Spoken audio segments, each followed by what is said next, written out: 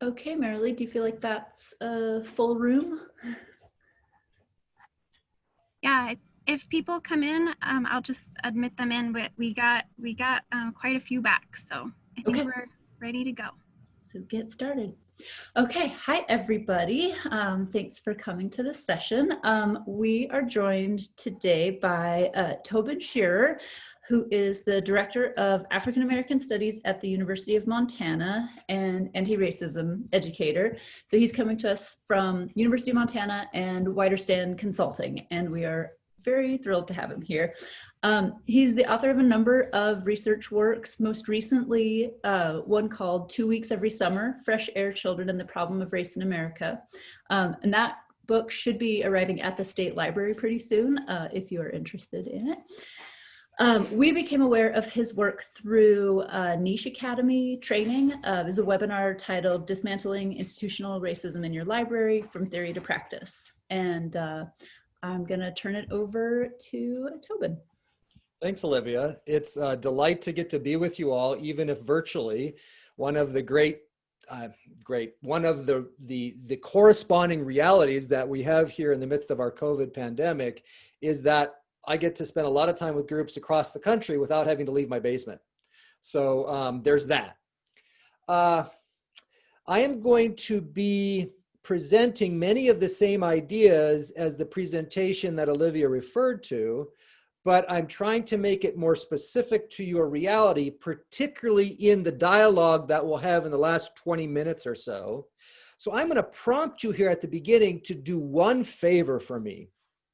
And that is, by the time I'm done giving sort of a more formal presentation, I'm going to ask that you will have written down at least one question that you'd like to have a conversation about. So it can be anything from, I just need to know more about something you went over too quickly.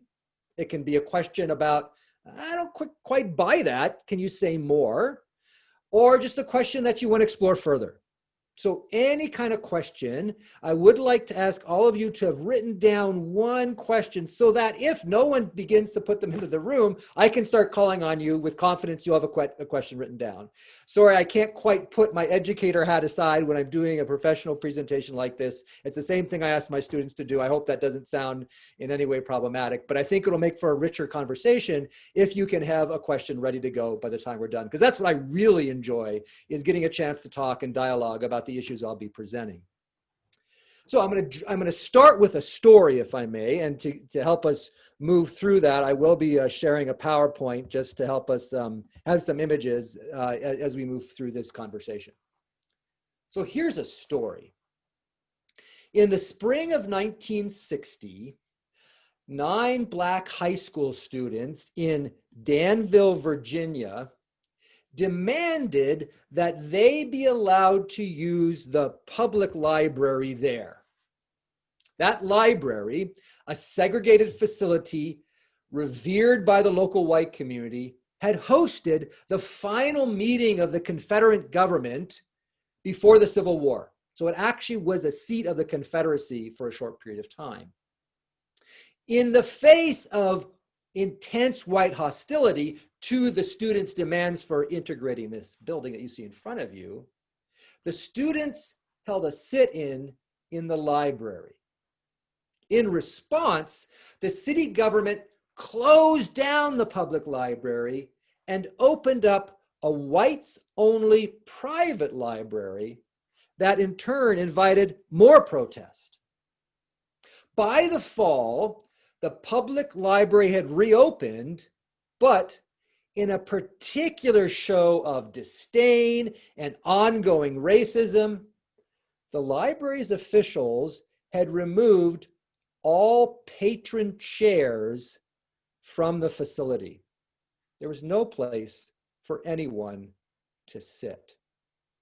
So change of a sort had come to the Danville Public Library.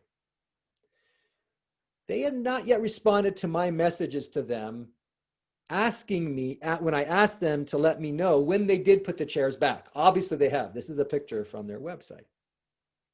Now I start with this story because I think it raises a question. Can libraries dismantle institutional racism without demonstrations directed at them without sit-ins? Now, the answer, of course, to a degree is obvious. Of course they can. Some libraries desegregated in the South without any sit-ins or demonstrations in their town whatsoever. Although the history tells us that some kind of external pressure almost always had to be applied. In other parts of the country, libraries transform themselves and have done so over time into vibrant neighborhood-centered posts that do excellent work serving the community as a whole. What I and my colleagues are interested in doing as we work with libraries across the country is to prepare groups to do the transformational work of dismantling institutional racism in your own house, to do it effectively and efficiently, to use research-based and field-tested methods to do so, and to prepare yourselves ultimately to be a resource to help bring about change right where you are in the context of Utah. So I'm so grateful that you've set aside time to think about and consider today how the libraries you are involved with can be more effective in contributing to efforts to dismantle racism in our society. The moment in which we are in has made clear once again that we have not collectively faced institutional racism. It's time we did so. It's time we got it right. And I know that libraries are at the forefront of social change. They always have been. During the urban rebellions that rocked St. Louis in the aftermath of the killing of Michael Brown in August of 2014, as many of you I'm sure know, the Ferguson Municipal Public Library played a key role in supporting the local community there. They did so because they were equipped to do that. They had built relationships and the internal infrastructure to make that happen. My partner and I were so inspired by their efforts that we joined many others from across the country in sending them a financial donation. At the same time, we also know that, like most institutions in this country, racism is deeply ingrained within those libraries. We saw that in the example in Danville, and there are many other examples too numerous to name. But libraries have a unique set of opportunities and of challenges. Here are three of both. In comparison to other institutions, particularly other predominantly white institutions, libraries like those you are involved in have opportunities such as a stated commitment to serve the entire community, a history of protecting free speech and access to information, and a tradition of providing space for all people. Incredible opportunities to build on. But there are also some unique challenges for libraries. In many parts of the country, not just in the former Confederate capitals like Danville, Virginia, libraries have cooperated with both de facto, that is racism without the backing up of legal structures or laws, and de jure, segregation as well. But given their commitment to making public space available, their public facilities have at times, as you know, been co-opted by white nationalists and other hate groups. And of course, funding to affect change is always a challenge. So in this session, I want to introduce you to 7 principles and 3 first steps that can provide your library staff and leadership structure with some of the essential tools you need to begin the work of dismantling racism in your own house. And I have to be clear, this is just an introduction. We know that. I'll present these 7 principles and 3 immediate action steps that your libraries can take. And I believe they can be very helpful, but I don't want to pretend for a second that I can give you all that you need in this short hour that we have together. But we can make a great start. So first, a couple words a bit more about who I am and how I do my work, because it's important, I think, to name that at the outset. So I'm convinced that racial identity matters, and that paying attention to the way social forces shape our racial identities, both individually and collectively, matters even more. And so my identity as a white man conducting anti-racism sessions and directing the African American Studies program at the University of Montana, it's important to name that from the outset. In fact, one of the things I do at the first day of all the classes I teach is I say to my students, I want you to know that I know I'm white. There's never been confusion about that. And there'll always be tension in me in the role I play at the university. And I invite my students to explore that tension with me. And they've been incredibly gracious in supporting me in this role for now 13 years. And I'm deeply grateful for their support.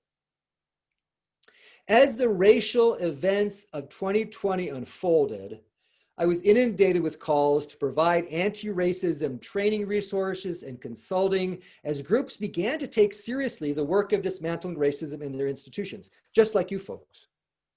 And it was at that point that the BIPOC, that is Black, Indigenous, and people of color communities around me, asked me to step up and offer guidance and training resources to support anti-racism change efforts in predominantly white institutions. That's our focus.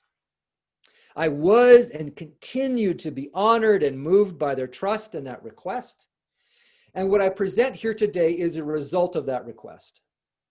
My partner and I have now formed a nonprofit, Wider Stand Consulting, that's led by a majority BIPOC and majority female board that hold me accountable for the work that I do. I work with a team of 10 BIPOC experts from around the country. And we are this group, Wider Stand Consulting.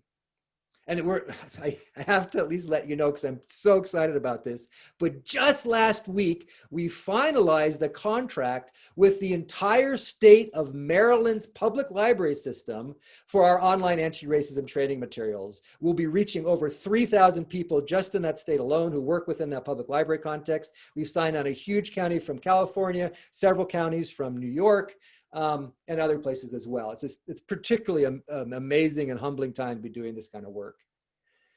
And just again, we try to be transparent about how we handle our funds as well. I contribute all of my time pro bono to Wider Stand Consulting. I'm not paid for the work I do. And our board has set a policy that at least 50% of our net income is then granted in turn to BIPOC-led racial justice groups. So we try to model some of the values that we're promoting in our trainings as well.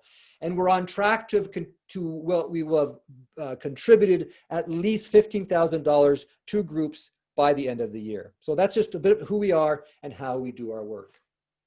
So what I offer here emerges from the 30 years I've spent working in the anti-racism field as an educator and an organizer. And along the way, I've had many, many mentors, too many to name in full, but I always like to honor roots of justice in general, and my colleague Regina Shan Stoltzfus in particular. Professor Stoltzfus works at Goshen College, is also one of our anti-racism experts, has stuck with me these many years, and I haven't continued to learn much from her, so I always make a public statement of thanking her for her partnership. So, I've chosen to focus particularly on libraries and other public-facing nonprofits at this time due to the work I've done with libraries and nonprofits, originally as a full-time anti-racism educator and organizer, and now as an advocate for and former chair of the library committee at my own university. I'm convinced that unfettered access to information and knowledge has and will continue to be a backbone of a free, democratic, and racially just society. And I'm delighted to have a role to play with libraries as you equip yourselves to act in thoroughly anti-racist ways. So here we begin. This is what has emerged from my colleagues and my integration of research and on-the-ground experience.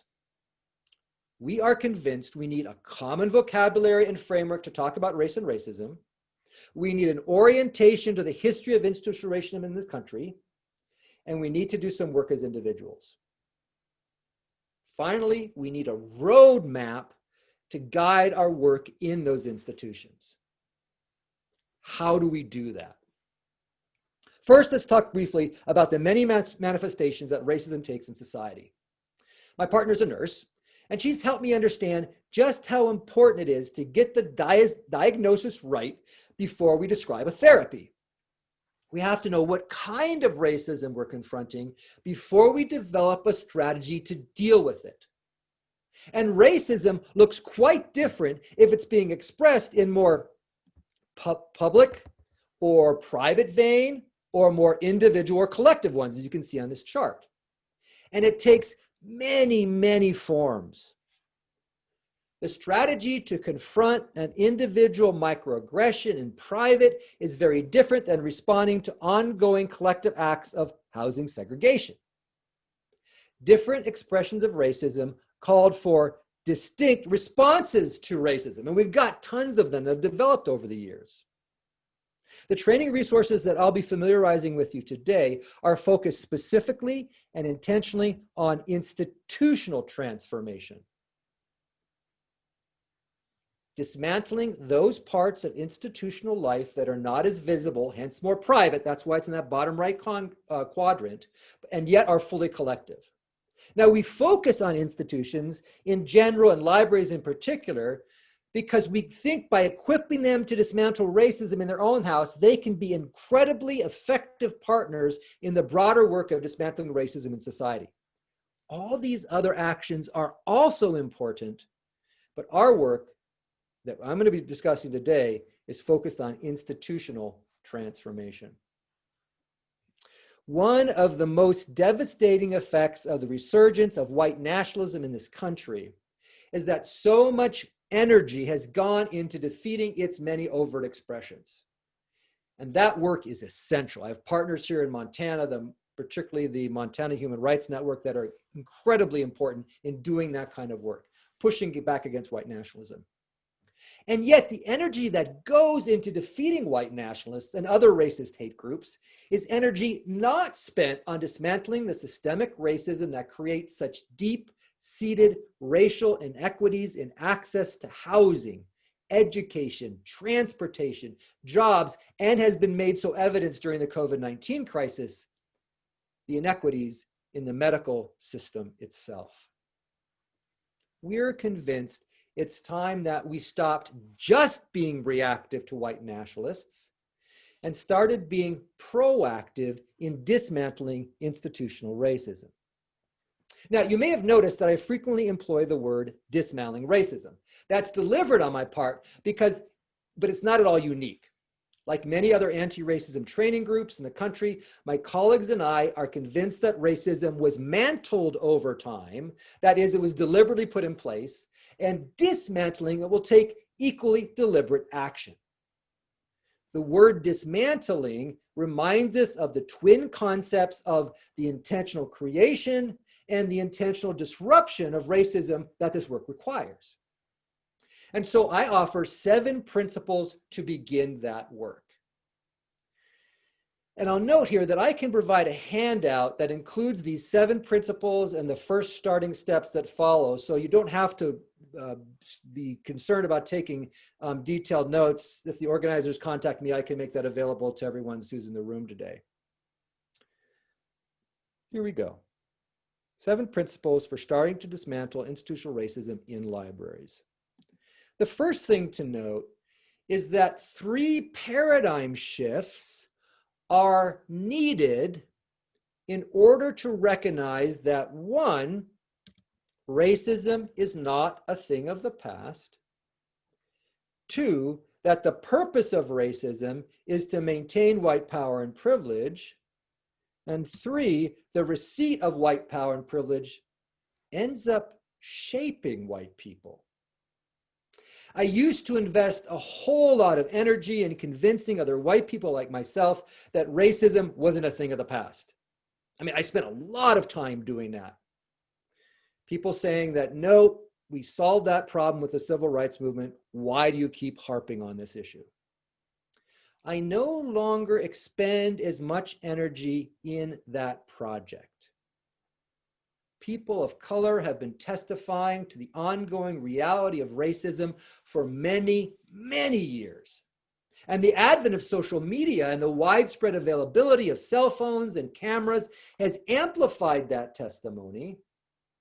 And yet some members of our society, through which I can only describe as a willful act of ignorance, continue to discredit that body of evidence. So in conversations that I have in the white community, most often when someone refers to racism, they describe only the harm it does to members of the BIPOC community. Again, the Black, Indigenous, and people of color community.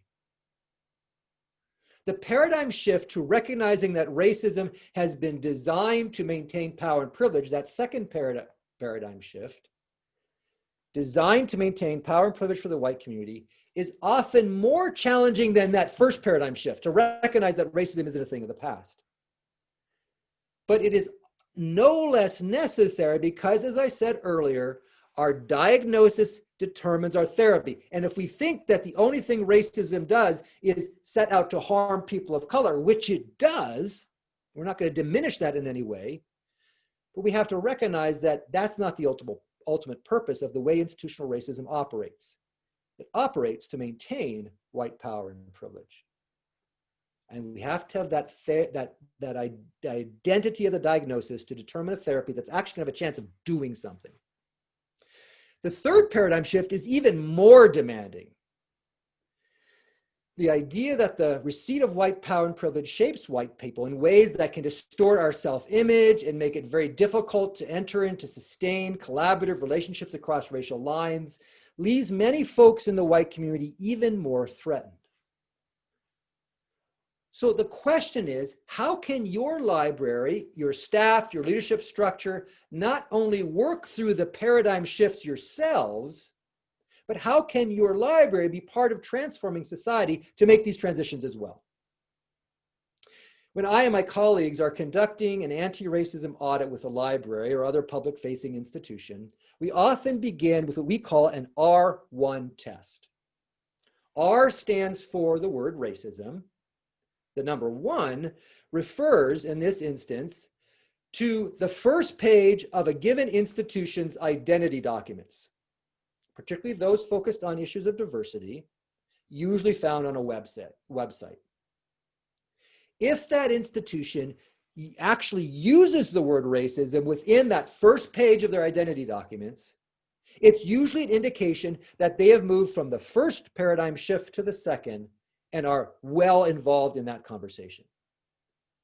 Simply by identifying whether they use the word racism or not gives us a quick and immediate way of assessing the kind of work we need to do with that organization, how we can best support them to move forward. The next principle follows from these paradigm shifts. Number 2, all work starts from the analysis that predominantly white institutions have been structured to serve white folks. When I do more extended workshops, I spell out the history of how libraries and other predominantly white institutions were structured to serve white people and how we can work to restructure them to serve all people.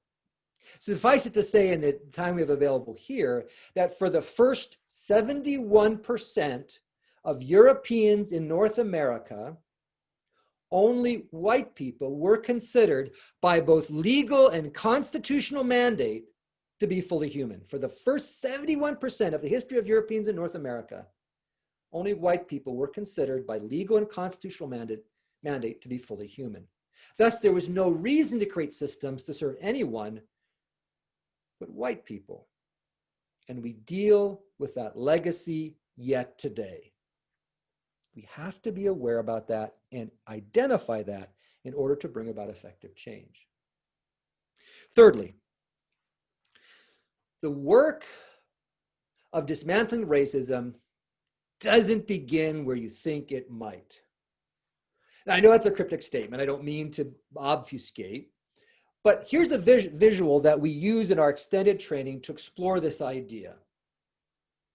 And at this point, I'll simply note that there is a great deal of work to do beneath the surface of the water, which is usually ignored, invisible, and avoided when libraries set out to do something about racism. Rather than starting above the water, where we get at issues of personnel and program, occasionally policy, practice, and procedure, my colleagues and I contend that we need to dive below the water where more effective work awaits. So it's a little bit more. Basically what this slide suggests, and again, I can pull this apart during the Q&A if you want at even greater length, that racism can be understood as an iceberg, as a metaphor, with 3 levels to it. The most visible one is what we see above the water, if you will, where racism is oppressing people of color. The less visible elements of institutional racism are the ways in which racism acts to support and provide control for white people based on the appearance of white skin. And then identity power, where we talk about ideas of internalized racist oppression and internalized racist superiority. If we understand racism to have those 3 levels as well as cultural manifestations, the less visible parts of racism are mapped on the less visible parts of institutions, constituencies, structure, mission, identity, and purpose. And only when you're able to address those deeper, less visible aspects, both in terms of the structure, constituency, mission, identity, purpose of an institution, and the manifestations of white power and identity power, do you have any chance of actually building an institution in which BIPOC folks will stay and feel comfortable and included and served by the library. We've seen over many years, if you don't do that foundational work, every time the length and participation of people of color will almost always be short-term and flame out because the institution hasn't prepared itself for that transformation. The work begins beneath the water. And again, I can expand on that if you want when I move to these 7 principles. In the midst of doing this work, then, we need to evaluate by results, not by intentions. For too long, predominantly white institutions have simply said, but we tried, we meant to do better. Effective anti-racism work evaluates what actually happens as a result of our efforts, not just what we meant to have happened. We have to evaluate by results, not just by intentions. A 5th principle that we often talk about is that white people need to do work with white people while in accountable relationships to people of color. I talked about that in our own work within Wider Stand Consulting. I am held accountable by a majority BIPOC board, majority female board for the work that I do. That's an important principle for the way we engage with the public. Especially in this moment where we are now, we can't be asking members of the BIPOC community to do all the work for those of us who are white. What this means for members of predominantly white libraries and elsewhere means being willing to take risks, being willing to speak up, calling for anti-racism training, and being part of the solution while also being willing to listen to and honor the leadership of the BIPOC community while taking that kind of action. Number 6, the money matters. So as a basic sociological principle, we know that the actual values of an institution are not only expressed in what they say, even though that's very important, it's also expressed in how people spend their money, how an institution spends its money. It's one thing for a library or a nonprofit to make a statement, say, in support of Juneteenth, which is a good thing to do, but it's another thing for a library to invest the necessary financial and personnel resources to equip themselves to enact the values celebrated in the Juneteenth celebration. The money matters. To know the values of an institution, we need to follow the money. And the 7th principle is not one that I originally thought I would need to articulate. But when I say supporting each other is essential, This comes out of an observation about a particularly sort of messed up dynamic among white people who just in the space of the last 4 or 5 months have begun to take seriously the work of dismantling racism. And what I've observed among a certainly sort of woke set of white folks, among them who are some librarians, is that there seems to be a conviction that the best way to prove one's anti-racism credentials is to demonstrate how harsh and unforgiving you can be towards other white people. Rather, I promote the guidance of another mentor of mine, Dodi Matthias, who promoted the principle, leave no one behind. I think our work is not to prove those of us who are white how much better we are than other white folk. Rather, it is to demonstrate empathy for and walk alongside white people so that we can then improve our collective anti-racism efforts and actually make a difference. Finally, I'll note the top 3 initial steps that libraries can take to dismantle racism in your institution. They're pretty basic. Number 1, libraries can train their staff and leadership structure to develop common vocabulary, common analysis, common practice, and common vision. There are many ways to make this happen. What's important is that the training you receive is focused and directed to paying attention to both the individual and the institutional aspects of racism. Otherwise, we end up many times engaging in what my colleagues and I call racist multiculturalism, which has as its primary focus talking around the problem rather than about the problem. I was giving a talk to a group of educators here in Missoula, where I'm located, and my message to them was that we have tried talking around the problem and celebrating racial difference, or at least cultural difference, for several decades now. It hasn't got us where we need to go because we haven't actually dealt with the issues of hierarchy, privilege, and power. I told them, which I would suggest to you as well, that we have it within our ability to figure out creative and effective ways to talk about that and not just to celebrate difference.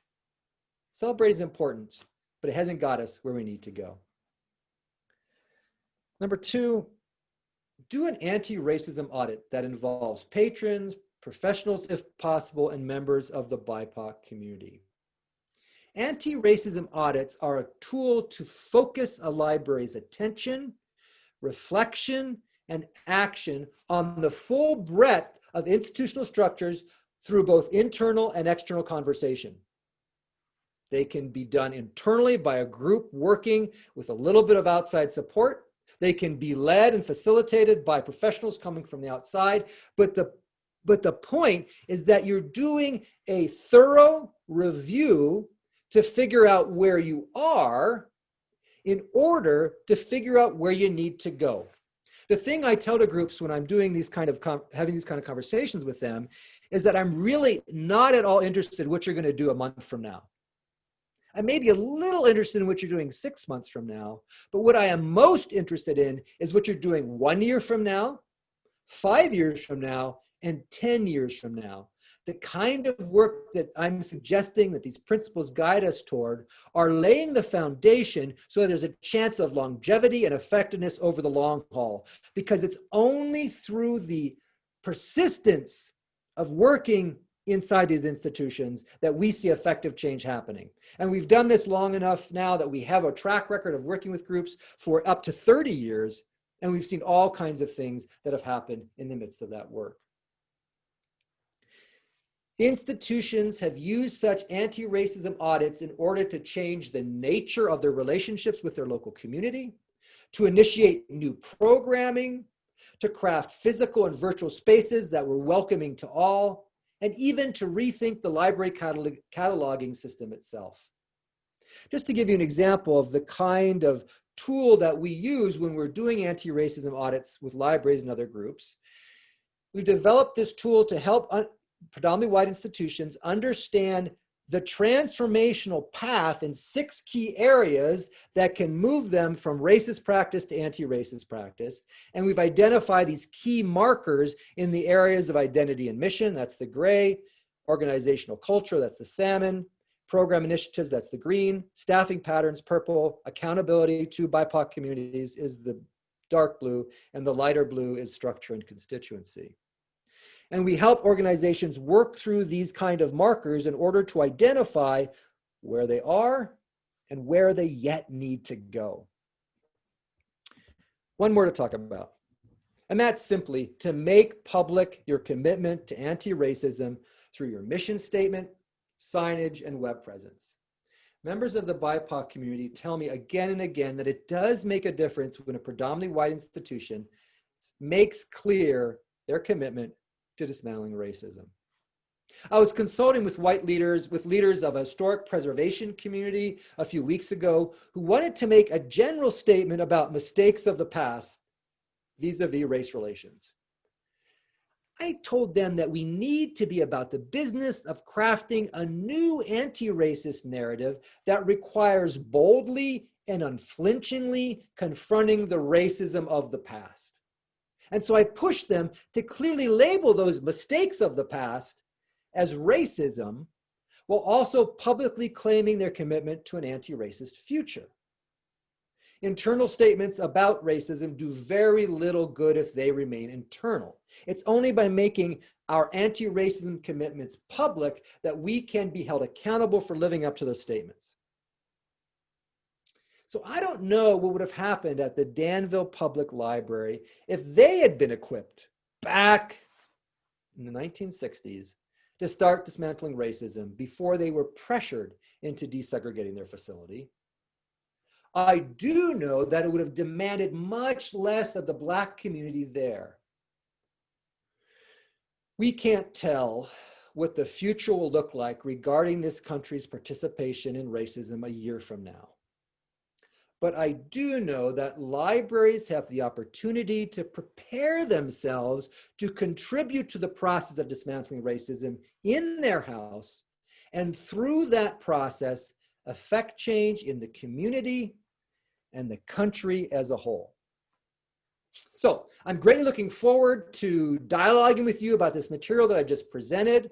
I can dive deeper into any of the slides or the points that I presented, but I'm just going to pause for a minute and allow you to complete writing any questions that you have.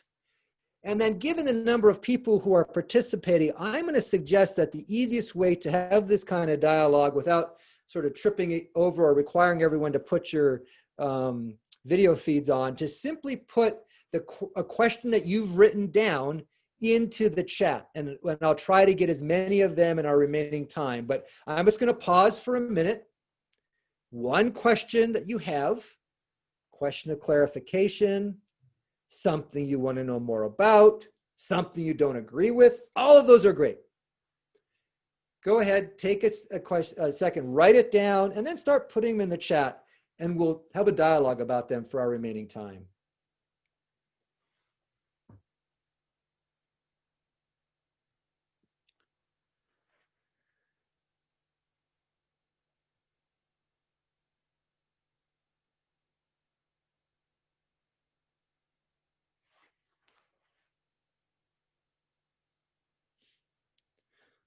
All right, I'm starting to see questions. I'm just going to pause a little bit more so I'm not interrupting your thought, but thank you for putting them in.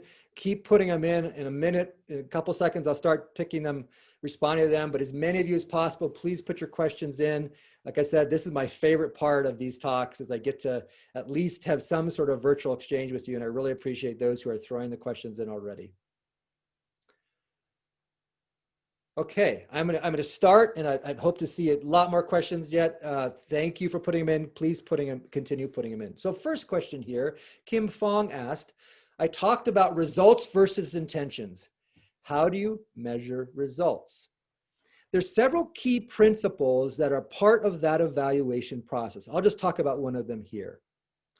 we have observed time and time again in working with predominantly white institutions that one of the key conversations that historically have not been part of the process of evaluating results is that very simply, the voices of the BIPOC community have been missing from the table.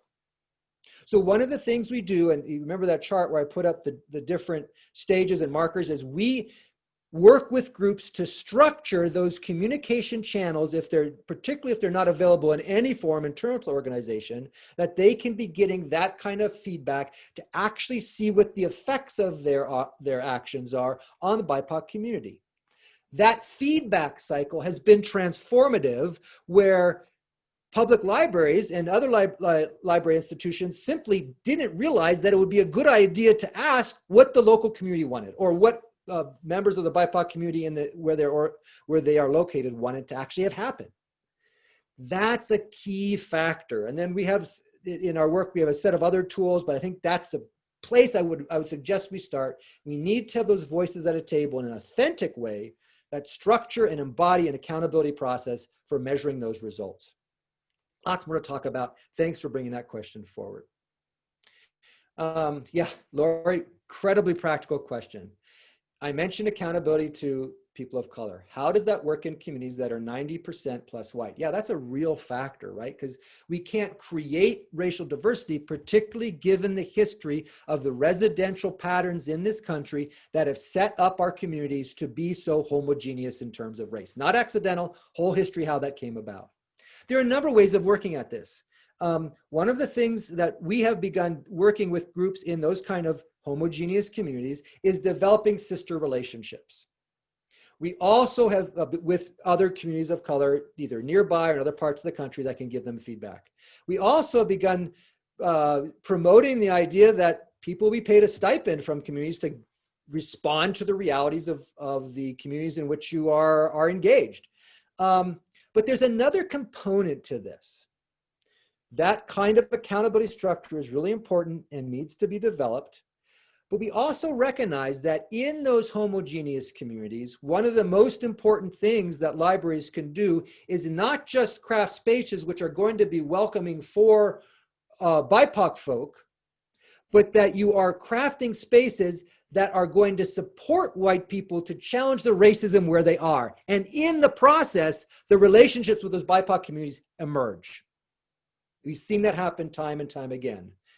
In the work of challenging racism, we develop relationships that cross racial lines, even in predominantly or majority homogeneous communities. I live in one of them right now. Missoula is predominantly white, but there are identifiable members of both Black, Latinx, Asian, Pacific Islander, and Native American communities. We are more than 90%, and we have developed those accountability relationships. It's taken time. It's taken deliberation. Just this week, I had a call from a white financial trainer who wanted to develop connections with the Black community here in Missoula and wanted me to tell her how to do that in 3 quick steps. I said, there are no 3 quick steps. What it involves is going to the places where those folks are gathering, asking permission to be present, and simply hanging out and building relationships. It takes initiative, it takes proactivity. We know that works. So much more to talk about there again, but incredibly important question.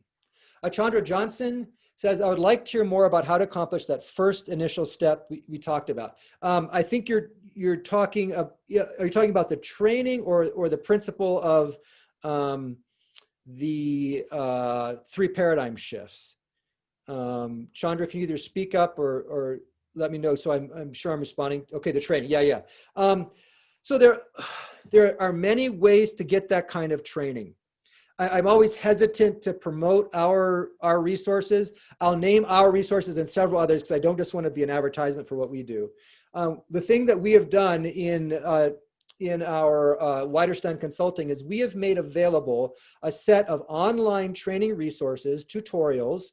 They take at minimum about 4 hours for individuals to work for, specifically designed for libraries. There are other great groups out there. Roots of Justice, I named them earlier. Here in our state, Montana Racial Equity Project, the People's Institute for Survival and Beyond. All these are excellent training resources. We've tried to design something that can be inexpensive, at this point operative within a COVID environment and is specifically designed for libraries. We have tutorials that is what it's designed for. So that's one resource through Widerstand Consulting. We offer those available on 1-year licenses based on the size of your organization. I'll just suggest you look at our website if you're interested in getting that kind of. But the point here is that whatever pathway you go down, we have seen it being effective regarding the need to develop a common language and analysis, most specifically, as I mentioned earlier, because white people and people of color are talking past each other. We need to develop a common language. Yeah, Daniel asks, am I getting pushback concerning President Trump's executive order in September about racism training? So I don't do work with federally funded groups for the most part. And the executive order, which it's pretty phenomenal when you think about it, that we actually have an executive order coming out of the White House saying this one kind of training, and that they create a stereotype in the executive order about what anti-racism training actually is. It's very inaccurate, but at any rate, that this is the one kind of training you can't do. It's a little bit like telling someone, don't put a bean up your nose, don't put a bean in your ear. If you've never thought about putting a bean up your nose or a bean in your ear, someone tells you can't do it, you might just want to try it to see what it's like. Actually, that executive order has driven more business to us, without question. And I still can't believe that came out of the White House, but yeah, it is what it is. Juan Lee asks about the R1 test. Repeat that. Sure. So an R1 test is something we've developed as sort of a quick and dirty way to figure out where an institution is initially in terms of their movement through those 3 paradigms. What we do is we look at the first page, the first visible page of an institution's identity documents around issues of diversity, equity, inclusion. Most of them have them at this point. Most of them are on a website. If that institution has actually talked about racism, we know they've moved from that first paradigm shift to the second, maybe moving to the third. Usually they're not there yet. Frequently, predominantly white institutions are very scared of naming the word racism in their materials and will substitute multiculturalism, diversity, etc. And that's usually a sign they're still stuck in that first, they're just trying to figure if racism is still with us or not. That's the R1 test. We've again seen it's based on a lot of research, a lot of field experience on our part, but there's a correlation between the use of that term and where the institution is, and sort of that allows us then to figure out what are the things we can help them identify next steps for their movement forward. Thanks for continuing to put these questions. These are great. Michelle Graves says, how can my library begin a racial audit? Are we looking at our collections as well as policy? Yeah, so what we recommend, and we actually have some tools available through our online tutorials that you can do this yourself. We have a whole list of the elements of a library's life. We actually have a checklist that you can go through to examine. It's not just about your holdings. It's not just about your staffing. It's looking at issues of, it's what you saw in that one chart with the iceberg, looking at your mission statements, your public documents, your financial documents, how you're defining your constituency, if you've got donors, who the donors are, policies, practices, procedures, communication patterns, et cetera, et cetera. You can do this on your own. We make ourselves available to walk alongside libraries to do that with you in a variety of ways. If you're interested, I can talk with you. You can contact me by email, but you absolutely can do this on your own. The point is that you are bringing some sort of external voice to help you look at yourself. Whether that's BIPOC folks that you're connected to, doesn't have to be professionals, but that some way you're having some sort of external reflection. We can do the information collecting and have that run yourself, but you need some kind of voice, just sort of reality checking. That's been, again, effective over time.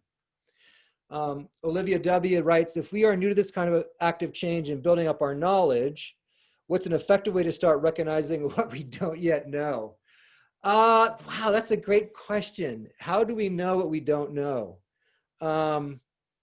I think it's talking with people who are experiencing your libraries of, doing this self-education, again, in whatever form that takes for you, through training resources, through reading. There's a burgeoning sort of industry of folks who are out there. I would just ask that if you are going to look for outside external resources, again, be sure it's a group that's not talking around the problem, but is actually talking about the problem.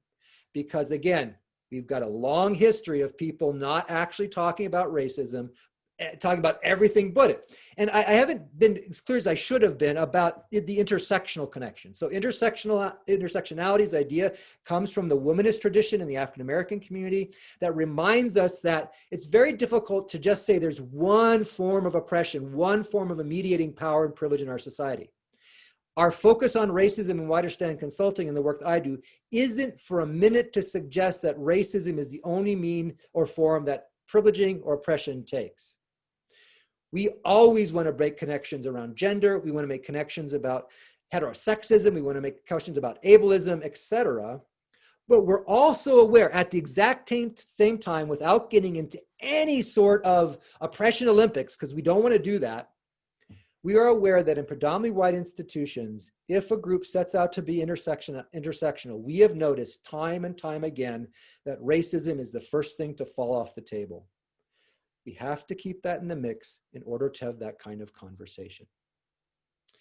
Do you have any examples or outlines of how to write about races, rate those identity documents?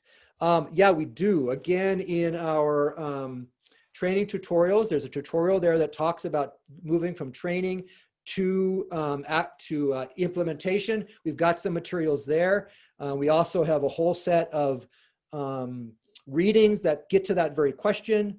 Again, we've worked with groups for a long time, so we have that experience to draw on. How would you recommend dealing with patron discrimination and or racism towards staff? Yeah, this has come up in the past. I've involved HR and the staff person in figuring out what's our best method. However, how do you educate customers about their own racist behavior? I.e., I don't want that person to help me. Yeah, this is challenging. I think one of the things to do is to create a frame where it becomes natural and normal to have a conversation with a patron about their activity. So if you've got public statements about this being an anti-racist space, a kind of space where everyone is welcome and we will not be engaged in any sort of racially discriminatory behavior, that creates a space where it's an expectation that people will be held accountable to that principle. So you can say it's not a matter of attacking someone, just say, excuse me, but in our library, we hold this to these principles. I can give you information about that. So we don't tolerate the kind of activity you've just engaged in, of discriminating someone based on their racial identity. That's not welcome here. That's just basic. Can be uncomfortable, but if you set the context, you set the expectation, and this is the thing that usually gets missed. In some of the workshops that I do, I actually work with people about how to develop a natural comfort with doing interventions as racism pops up around us. Just like any other aspect of something we're not familiar with, we need to practice and become familiar with effective strategies for connecting with someone, calling them to their better selves, and at the same time remaining true to the principles we've articulated. If an institution has articulated clear anti-racism principles, made them public, they are backed up then in the action, and it doesn't feel quite so afraid. And even having policies about having one or two people do that, so it's not they're not being isolated in the process, and paying attention to racial identities as who should be the one doing the intervention.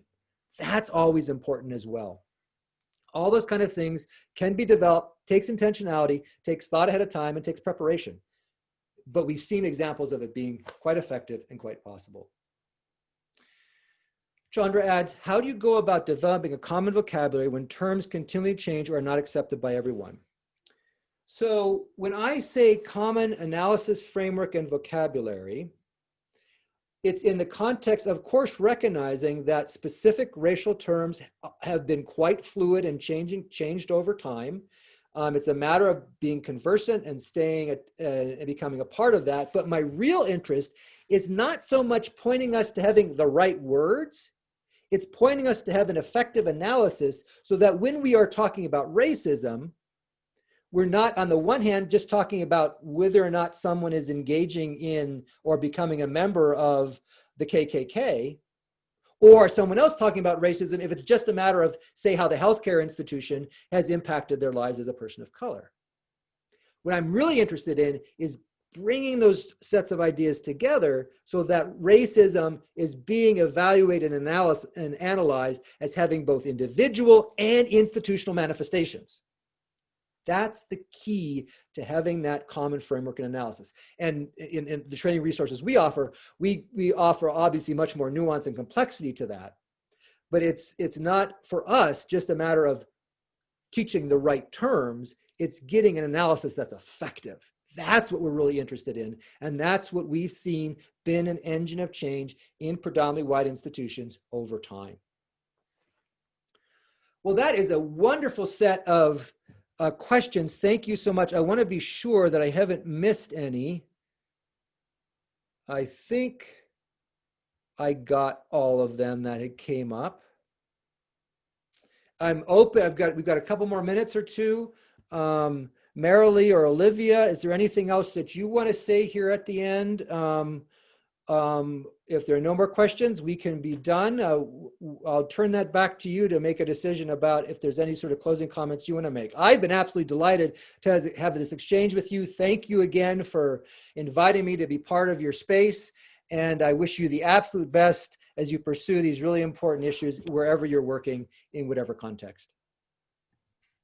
Yeah, thank you so much for joining us. I think that gave us a lot of, good motivation and things to think about. And hopefully definitely we'll be continuing this conversation with each other. Super. So glad to hear it. And if we can be of helpful to any of you, again, Wider Stand Consulting, you can easily find us on the web, and we'd be glad to support you in any way possible. Thank you again. Yeah, thank you so much. Thank you. Bye. Bye-bye. For everyone else, we're going to move into our lunch break, and you are welcome to stay online and have your lunch and chat. Or if you need a break, feel free to go take a break. At 12:30, we are going to have a game. We're going to play Cahoots. So we're going to move into the next portion of our summit. Thanks again, Tobin. We appreciate you. All right. Bye-bye. Bye.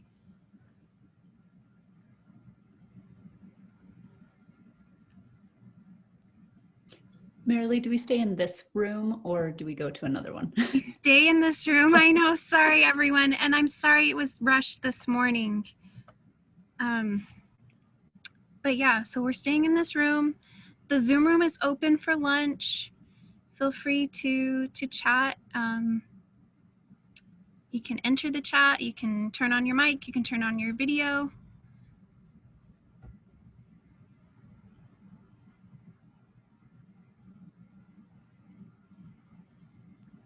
Just as kind of a little capstone to like Tobin's presentation, just want to let you know we've been trying to work on building up some good literature, especially on like anti-racism principles